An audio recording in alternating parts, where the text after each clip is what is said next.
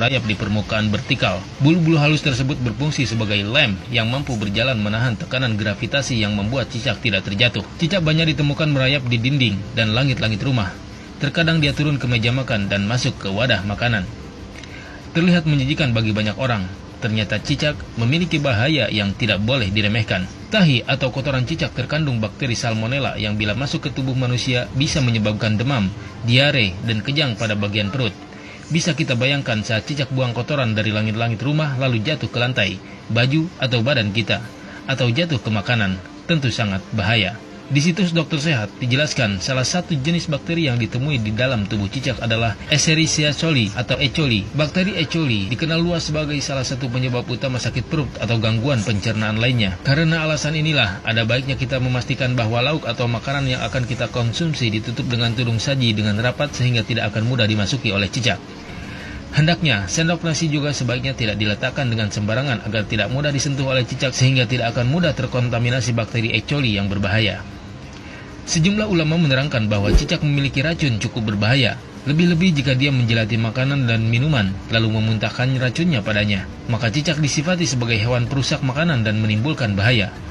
Karenanya, cicak disifati sebagai binatang pengganggu dan berbahaya seperti tikus, ular, dan kalajengking. Cicak masuk pada ujian madarat di samping ujian keimanan.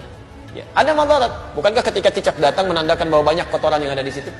Ada bakteri E. coli yang dia bawa. Ada kotoran-kotoran yang ada di sekitarnya. Yang dimakannya pun yang kotor juga. Apa makanan cicak? Nyamuk.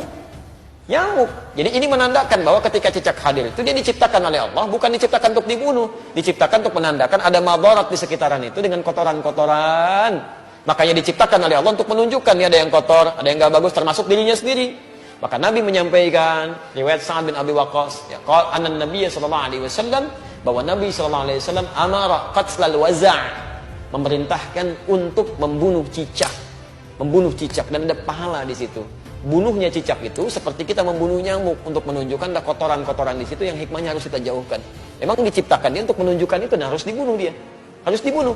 Ketika Anda bunuh itu bukan cuma ada pahala di situ, tapi menghilangkan keburukan-keburukan yang mungkin muncul.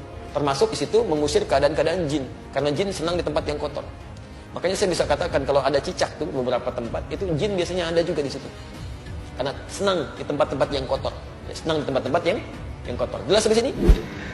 Dalam kitab Al-Mawsu'ah Al-Fiqhiyah, membunuh cicak dan sejenisnya termasuk disyariatkan dan disunahkan.